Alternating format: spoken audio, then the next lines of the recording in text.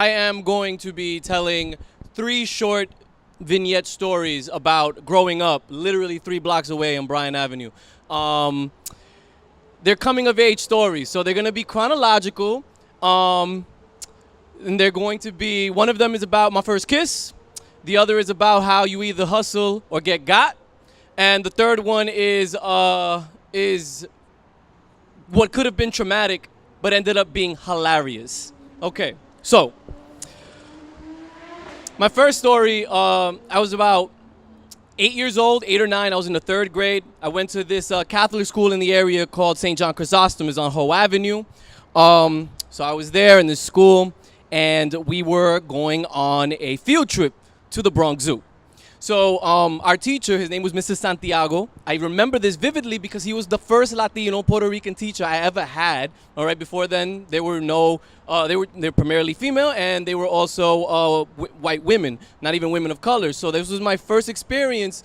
And then I became a teacher years later, so that's really interesting. It was my first experience of having a teacher that was a male Latino. Okay, so he took us to the Bronx Zoo.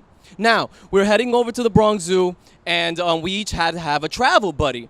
So I was paired up with this young lady. We're going to call her Jasmine. It's not her real name because I don't want to put a business out there. So we're going to call her Jasmine. So I was paired up with Jasmine, again, 9 years old. So this is just around the age, in my opinion, where, you know, girls no longer had cooties, right? They no longer had cooties, but I wouldn't openly tell anyone I was interested in a girl, right? So it was like that age bracket. So Jasmine was my travel buddy. We sat on the bus together. We got to the zoo, and it was awkward. It was really awkward. We weren't really saying much to one another. We didn't really make much conversation up until lunchtime. Lunchtime broke out. And all of a sudden, things changed. Maybe it was we were eating, you know, we drinking the, you know, juice, eating. Things changed, and all of a sudden, we started talking about, wouldn't it be funny if we just let all the animals run loose, and they were all over the Bronx? Oh my God, that would be so funny. And we're like, yeah, ha ha ha. Oh my God, this was cute, right? Now, fast forward, that was our day. We're heading back to school. We're back at St. John's. Everyone's getting picked up. One person leaves. Another person leaves. Another person leaves. And I don't know about you guys, but no one wants to be the last kid picked up. No one wants to be the last kid picked up. You don't want to be that person. And then so many thoughts were running through my mind. I was like, oh my God, are my parents okay? What's gonna happen? Did they forget about me? Do they love me? All of these thoughts, right? And right before I was gonna drive myself crazy, see Jasmine and her mother, they come in. Jasmine goes over to her mom. She talks to her mom. Her mom looks at me, then looks at the nun, then looks back at Jasmine, looks back at me. Goes over to the nun. The nun comes up to me. The nun says, so Adam, Jasmine's mother told us that you guys live about like 2 blocks away, and you know, wondering if you can go home with her and your mother can pick you up from there. I was so excited because I didn't want to be the last kid picked up. I said, yeah, I'll go with Jasmine and her mom. So I went with Jasmine and her mom. We went home. She lived over here on Southern Boulevard. Still to this day, when I walk by that building, I like look up. So we went into the building. Okay, now we're sitting there. We're sitting on the couch in the living room watching Nickelodeon. You know what I mean? We're watching TV. Whatever. I'm here. She's right here. And I feel the energy. You know when you feel it, I feel her whole energy turns in this direction. So now she's facing me. And I'm like, all right, play it cool. Okay. And then so it got a little awkward. So I look at her.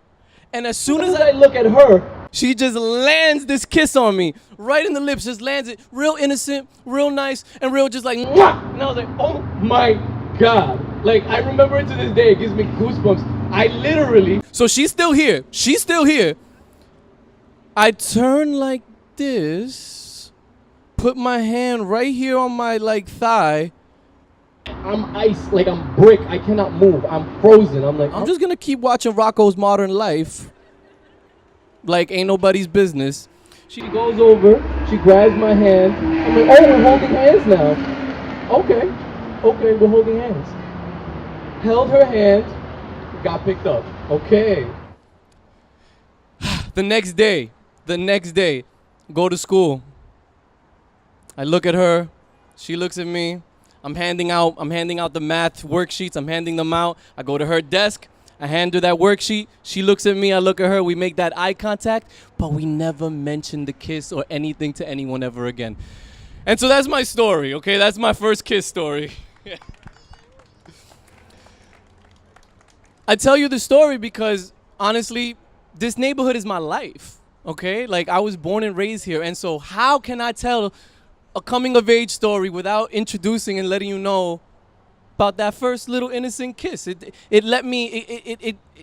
I grew from that, and it's still there on Southern Boulevard, so whenever I go to that building, I don't know where she is, I don't know where her family is, but it warms my heart to be like, wow, you picked me up, and I wasn't the last kid to be picked up from school, so I appreciate that. All right, so the second story. I'm a little older now. This is late 90s, so Nas, Wu-Tang, Jay-Z, Hard Knock Life was out. I'm mentioning these things because they're relevant, right? This is an urban environment, this is South Bronx, and also the music was the culture. It's part of the culture of this area. So, I'm about 13 years old now. I'm learning and having to realize that sometimes maybe I gotta tuck the chain into my shirt when I'm getting on the 6 train, Hunts Point, or the 2 train on Simpson. Maybe I gotta tuck in my chain, you know? Maybe I gotta walk through the middle of the street because, and I quote, sometimes it's safer to walk through the street and get hit by a car than to get jumped on the street. Now, some of you can relate to this. This was sage wisdom that my father bestowed upon a 12, 13-year-old young man, okay? So I listened to him. I would walk right there on the street. So now, I'm telling you this to tell you what happened. There was a lot of people getting robbed. A lot of cars were getting carjacked. I mean, carjacking seriously was it was an Olympic sport in this area. If you know anything, your car was getting robbed like it was nobody's business over here, okay? My family in particular, our car got robbed at least 3 times in 1 year, okay? And it was always for like random obscure things. I'm talking about they broke the window one time to take a purse. Okay, that makes sense. Second time, they broke the door to take the car radio. Okay, again, makes sense.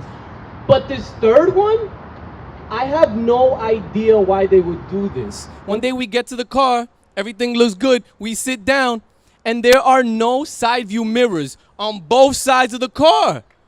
You took our side view mirrors? Okay. Now, of course, for us, we live right here on Bryan Ave. So you would go down on Westchester Ave, and you would go down to the Hunts Point junkyard, go down there where all the repair shops are. That makes sense. Except my dad didn't have side view mirrors, so of course me and my brother were his side view mirrors. So while he's driving, he'd be like, "Papi, am I good? Am I good?" I'd be like, "No, you good, Dad, you good." He'll make his turn. And then the other side, "Papi, am I good?" My brother's like, "No, you good, Dad." So we were his side view mirrors for that day. Boom. We get to the auto repair junkyard area. You get in there. He speaks to the guy, tells him about the side view mirrors. The guy's like, "Oh, I got exactly the thing for that. Hold up." He goes. Yeah, some of y'all know where this is going. He goes. He brings them out. Bop, bop, puts one in. Bop, bop, puts the other one in.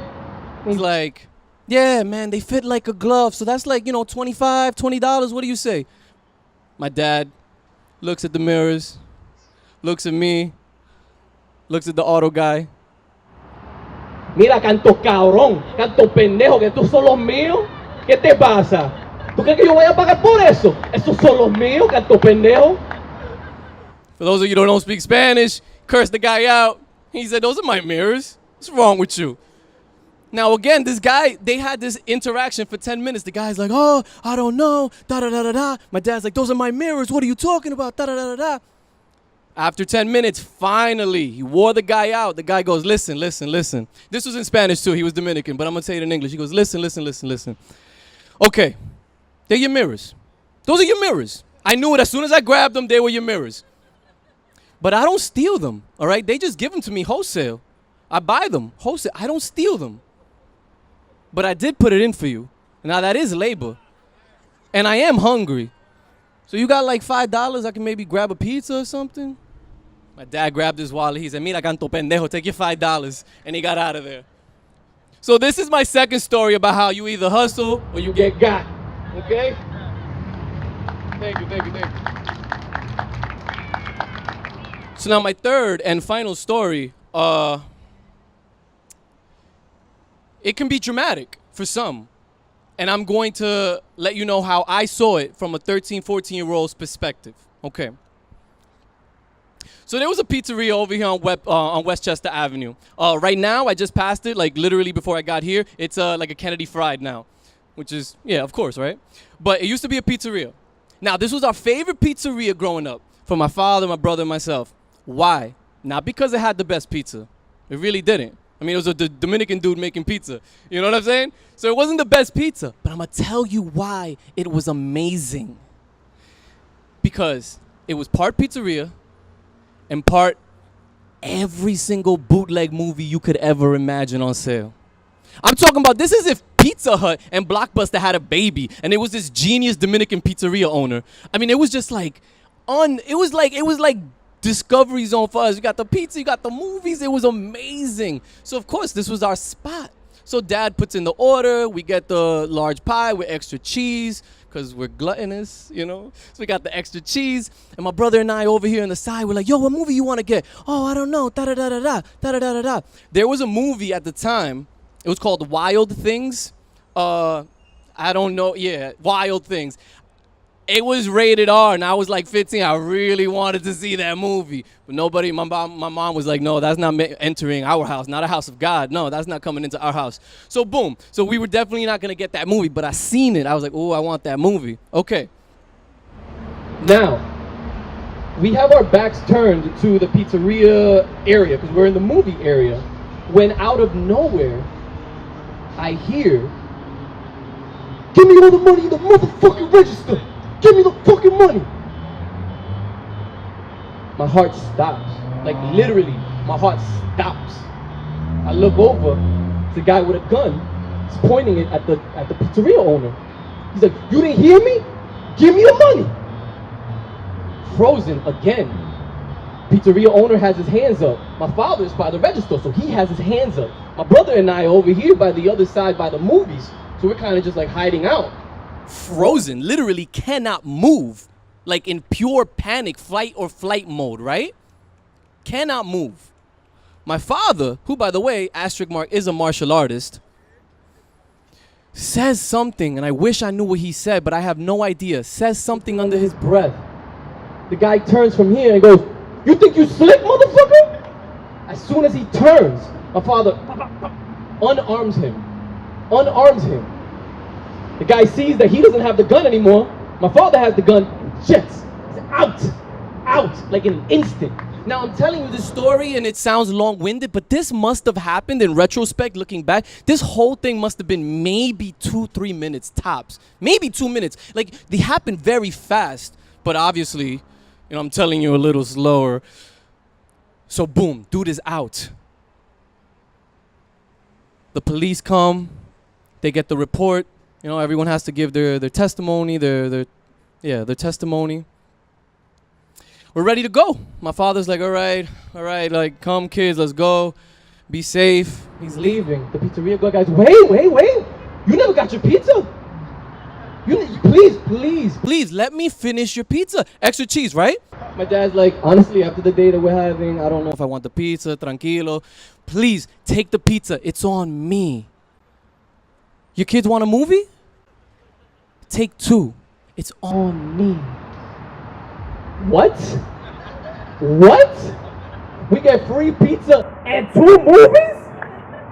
So naturally, my brother got 1, and I got Wild Things. I put it under the main movie and said, Papi, here are the 2 movies. He put it on the big box of pizza. The guy said, all right, guys, take it easy. I'm walking out with a pizza, a cartoon movie, and Wild Things. Literally, the night couldn't get any better.